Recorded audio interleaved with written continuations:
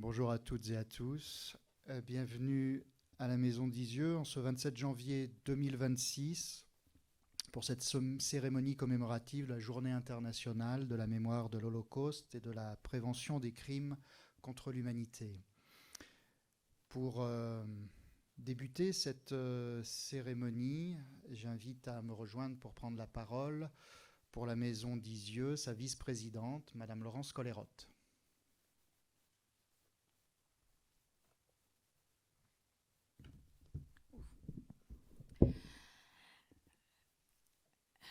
Monsieur le sous-préfet, messieurs et mesdames les consuls, messieurs et mesdames les présidents d'associations, chers enfants, chers tous, chers amis.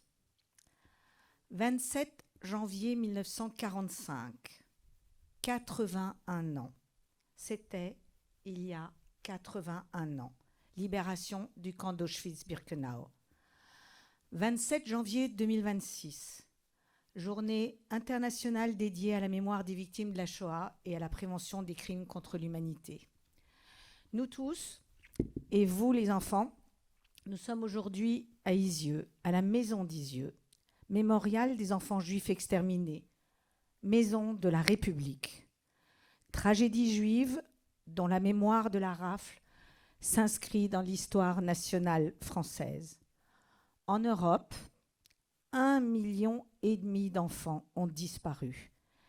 Des enfants qui auraient aujourd'hui des enfants, des petits-enfants, des arrière-petits-enfants. Vertige quand on le pense. Nos démocraties sont aujourd'hui fragilisées. Nous assistons à une montée mondiale de l'antisémitisme et entendons quotidiennement des discours de haine volontaires et souvent instrumentalisés, qui fracturent le vivre ensemble, qui entament la concorde et la République. Au moment où le droit international est malmené, le mémorial d'Isieux doit rester une boussole, une vigie, une balise. La rafle d'Isieux est liée à la définition du crime contre l'humanité et à la constitution d'une justice pénale internationale. Mesdames et messieurs, la Maison d'Isieux est aussi un centre de recherche et de documentation avec des archives précieuses qui sont valorisées, notamment par la publication récente de l'ouvrage Nuremberg, album du procès. Vous pouvez également consulter l'application numérique sur le procès de Nuremberg disponible dans ces lieux. Pourquoi ?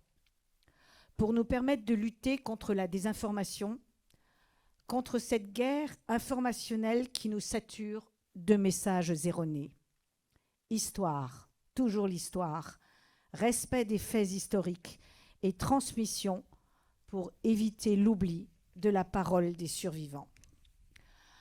Nous sommes les témoins des témoins, et vous, les enfants de Montmerle-sur-Saône, de futurs passeurs de mémoire. Merci à toute votre équipe pédagogique, merci à l'équipe municipale, merci à Monsieur le maire, cher Philippe Prost. Vous êtes les enfants de l'école Mick Michel, la 4e génération, fidèles à votre engagement et nos valeurs de la République. Du fond du cœur, merci pour votre devoir de transmission transgénérationnelle, pour cette mémoire ancrée dans le parvis de l'école. Vous êtes la première école dont l'adresse postale est 1 rue du parvis des enfants d'Isieux.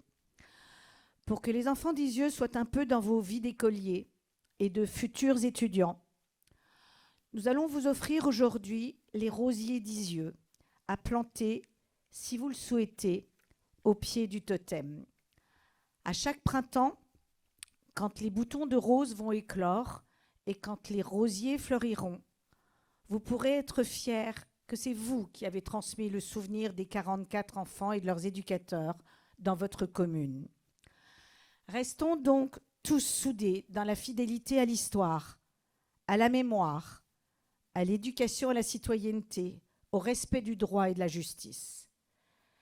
Merci d'y croire et d'être mobilisés à nos côtés. Vive les enfants. Je vous remercie.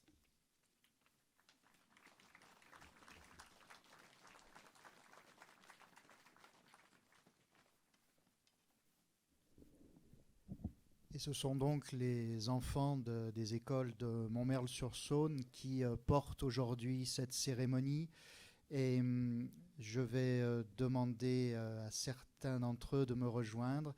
Et je crois qu'ils ont particulièrement travaillé sur le parcours de deux enfants passés par la colonie, Samuel Pintel, pardon, et Georges Alperne.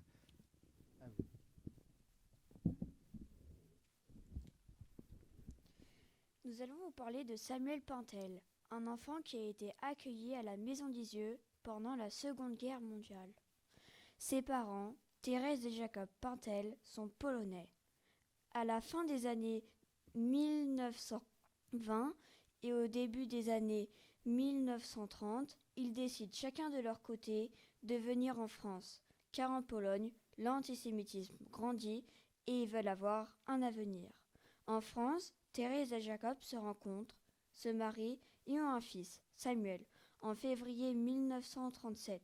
Quand la guerre éclate, en 1939, Jacob s'engage dans l'armée et est fait prisonnier en 1940. Thérèse doit alors s'occuper seule de Samuel. Pour le mettre en sécurité, elle le confie à une association et tente de passer en zone non occupée. Mais elle est arrêtée. Elle est alors placée sous l'assignation forcée, d'abord dans l'Indre, où Samuel peut la rejoindre, puis en Haute-Savoie. Le 16 novembre 1943 à Annecy, alors que Samuel rentre de l'école, il voit sa mère se faire rafler. Elle le confie à une femme non juive et lui dit que désormais elle n'est plus sa mère. Samuel ne comprend pas tout de suite que c'est son plus beau geste d'amour. Samuel est alors confié à une association, l'œuvre de secours aux enfants de Chambéry. Le 18 novembre, Mironge Latin vient le chercher à vélo. En regardant une carte de la région, on a compris que Mironge Latin a été très courageux car il devait traverser des monts et il faisait sûrement très froid à cette date-là. Miron ramène un autre enfant à la Maison d'Isieux en même temps que Samuel. À la Maison d'Isieux, Samuel fait attention à ne jamais dire qu'il est juif, comme sa maman lui avait conseillé. Malgré sa timidité et son jeune âge, comme sa maman lui avait conseillé, il passe de belles journées et se fait des amis. Il aime dessiner. Fin janvier 1944, quelques semaines avant la rafle des enfants d'Isieux, Madame Bossely, son ancienne voisine, vient chercher Samuel à Chambéry. Samuel reste avec cette famille jusqu'au retour de ses deux parents. Dans un extrait de son témoignage, Samuel explique qu'il sait qu'il a eu énormément de chances de survivre. Nous avons été très touchés par cette maman qui a su s'éloigner de son fils pour le protéger. Samuel fait partie de la soixantaine d'enfants passés par Isieux pour lesquels la Maison d'Isieux est un lieu de sauvetage.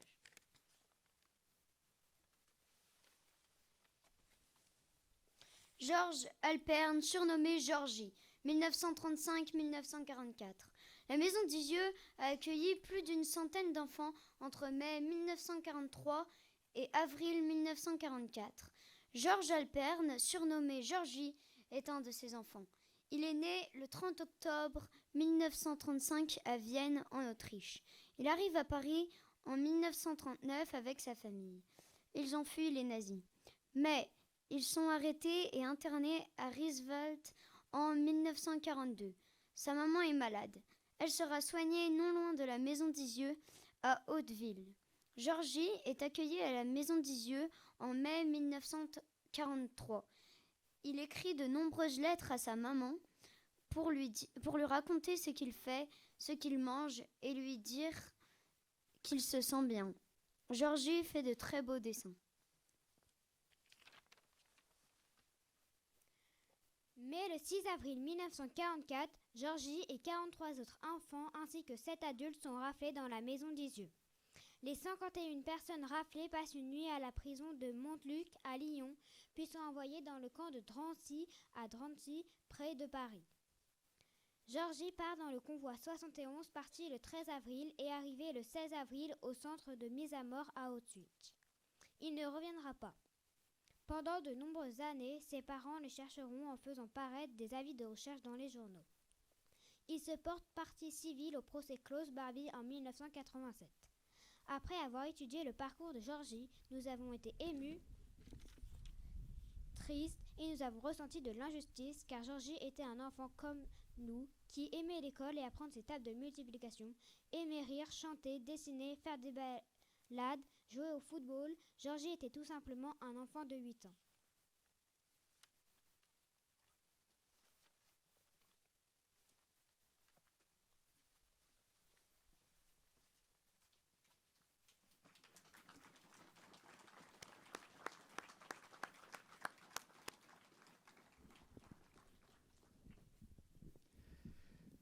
Merci, chers élèves, pour cette attention que vous avez portée à l'histoire, aux faits, à la vérité historique. Et merci aussi d'avoir partagé votre ressenti, vos émotions vis-à-vis de cette histoire. C'est aussi cela le travail de mémoire.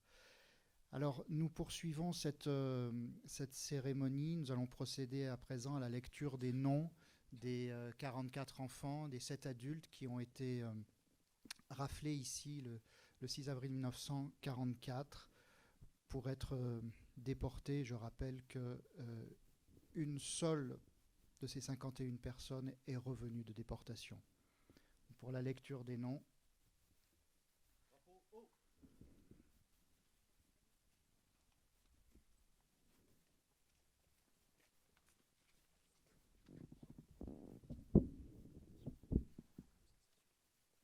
Sami Adelsheimer, 5 ans. Hans Ament, 10 ans. Nina Aronovitch, 11 ans. Max Marcel Balsam, 12 ans. Jean-Paul Balsam, 10 ans. Esther Benassayag, 12 ans. Elie Benassayag, 10 ans. Jacob Benassayag, 8 ans. Jacques Benguigui, 12 ans. Richard Benguigui, 7 ans. Barou Raoul Bentitou, 12 ans. Mayer Boulka, 13 ans. Albert Boulka, 4 ans. Lucien Friedler, 5 ans. Egan Ganiel, 9 ans. Liliane Gerenstein, 11 ans. Maurice Gerenstein, 13 ans. Henri Raim Goldberg, 13 ans. Joseph Goldberg, 12 ans.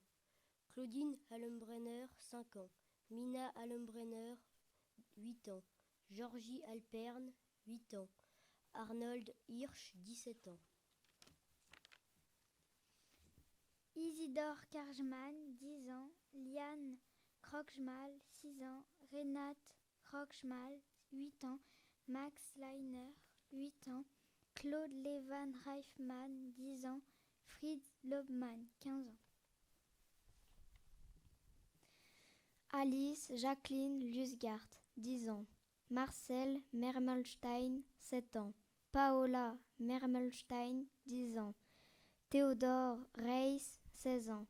Gilles Sadowski, 8 ans. Martha Spiegel, 10 ans. Santa Spiegel, 9 ans. Sigmund Springer, 8 ans. Sarah Soulklapper, 11 ans. Hermann Telbaum, 10 ans. Max Tettelbaum, 12 ans. Charles Wettner, 9 ans. Otto Wertheimer, 12 ans. Émile Zuckenberg, 5 ans. Lucie Feiger, 49 ans. Mina Freidler, 32 ans. Sarah Levan Reifmann, 36 ans. Eva Reifmann, 61 ans. Moïse Reifmann, 62 ans. Miron Zlatin, 39 ans. Léa Fedblum, 25 ans, seule survivante.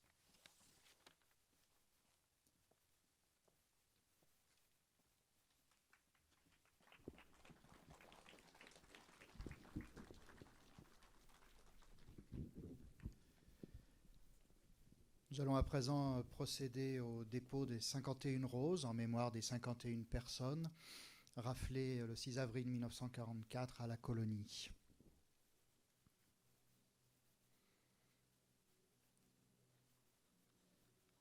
Alors, ce sont à nouveau les élèves des écoles de Montmerle qui vont aider à la remise des roses.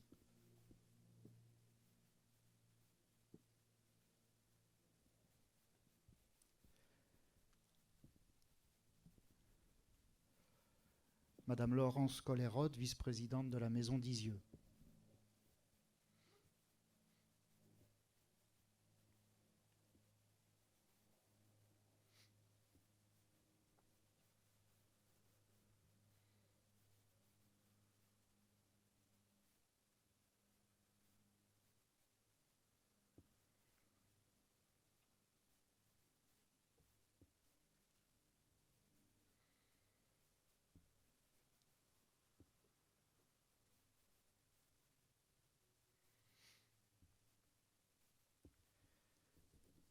Monsieur Michel Noir et Monsieur Guy Sidos, président et administrateur du fonds de dotation Sabine Zlatin.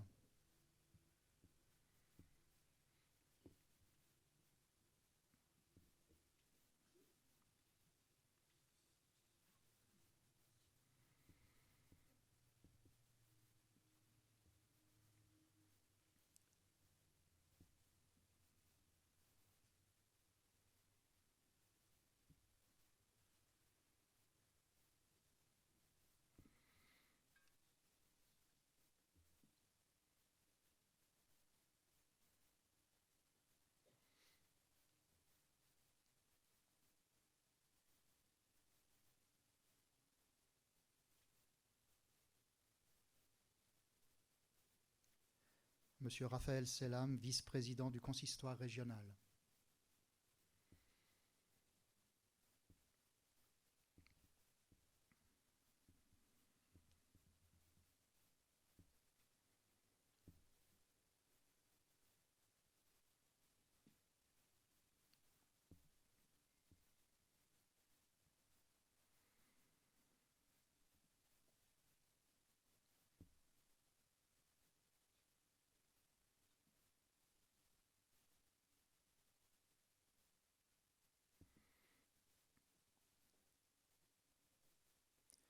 Monsieur Didier Fresco, administrateur de l'association Les Familles et Amis des Déportés du Convoi 73.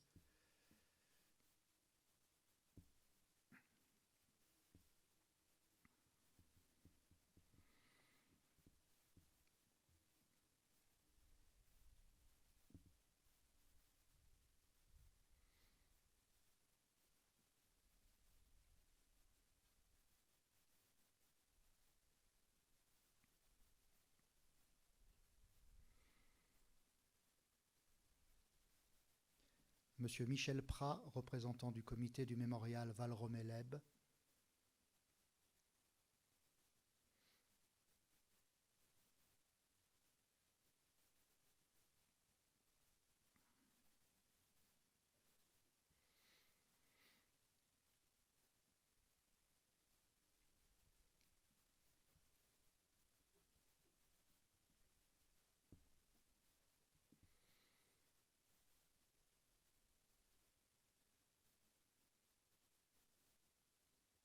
Monsieur Jacques Piquet, président de l'association Mémoire de la déportation dans l'Ain.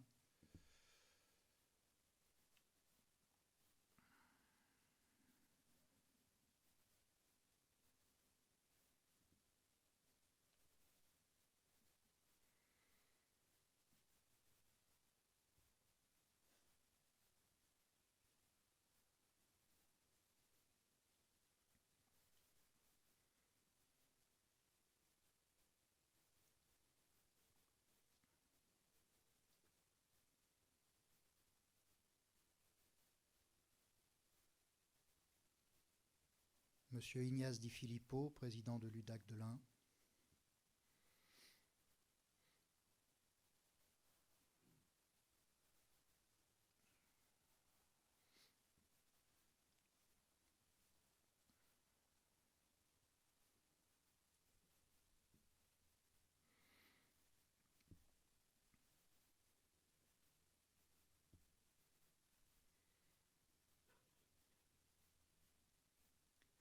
Madame Sylvie Altard, représentante du CRIF Auvergne-Rhône-Alpes.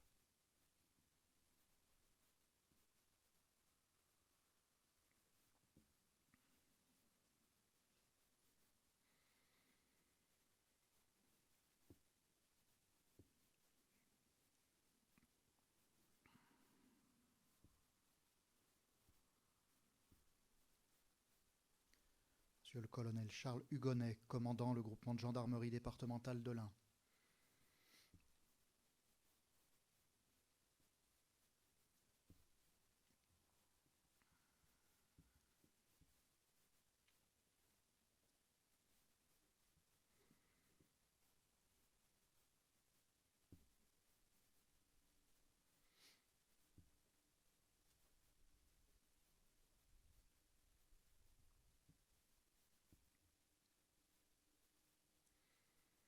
Monsieur Philippe Prost, maire de Montmerle-sur-Saône.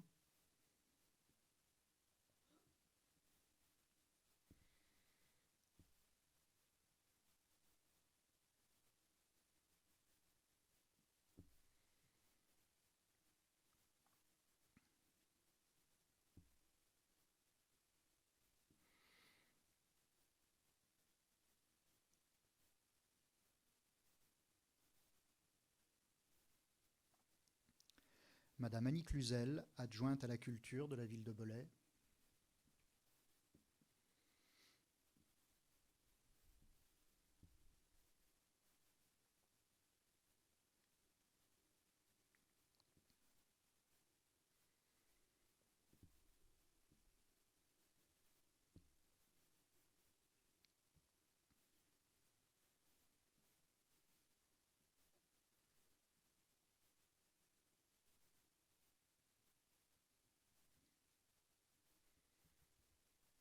Monsieur Thierry Verguin, maire de Brégnier-Cordon.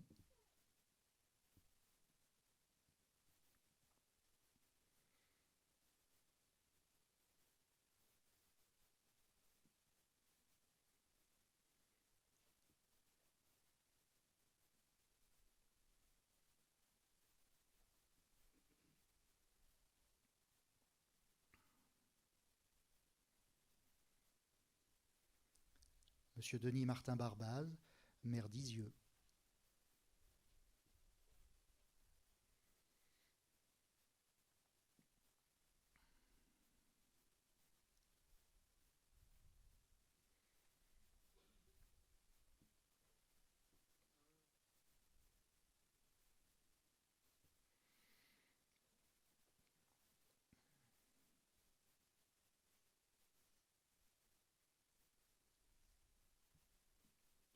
Madame Pauline Godet, présidente de la communauté de communes Bugey Sud.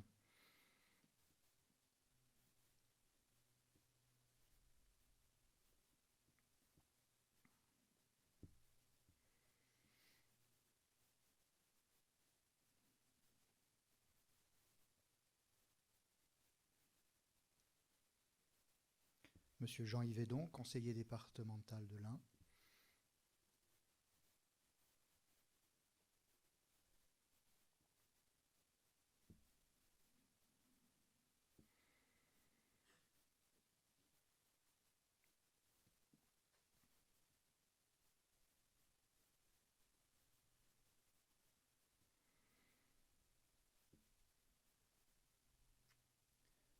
Madame Myriam Keller, conseillère régionale région Auvergne-Rhône-Alpes.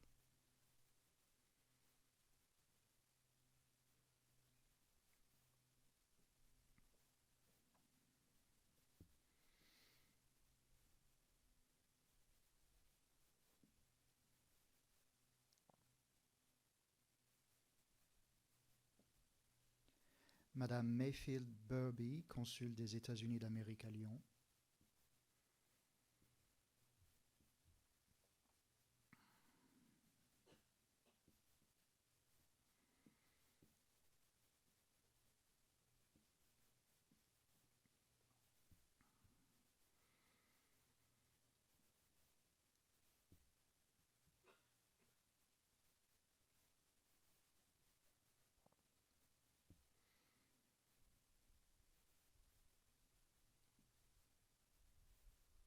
Monsieur Oleg Ungureanu, consul général de Roumanie.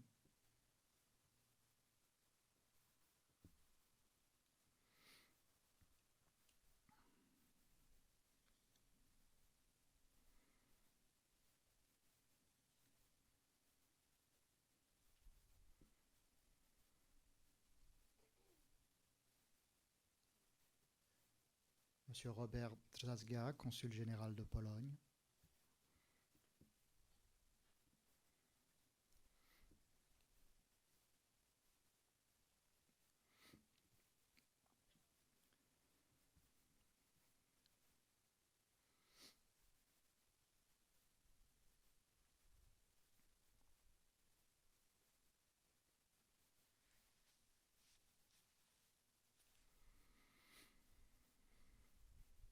Madame Jessica Engel, consul général de la République fédérale d'Allemagne.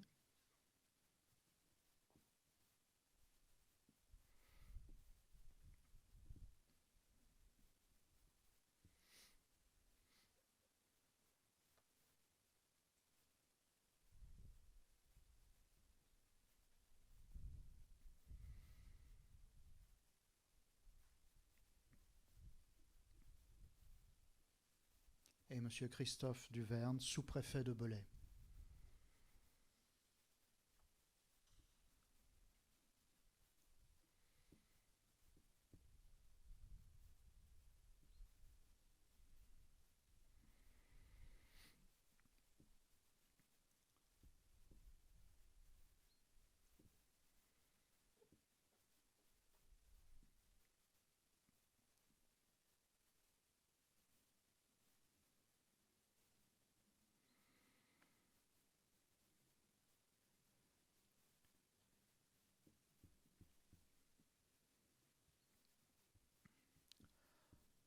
En hommage aux enfants et aux adultes arrêtés ici, déportés et assassinés, et en hommage à l'ensemble des victimes de la Shoah, nous observons une minute de silence.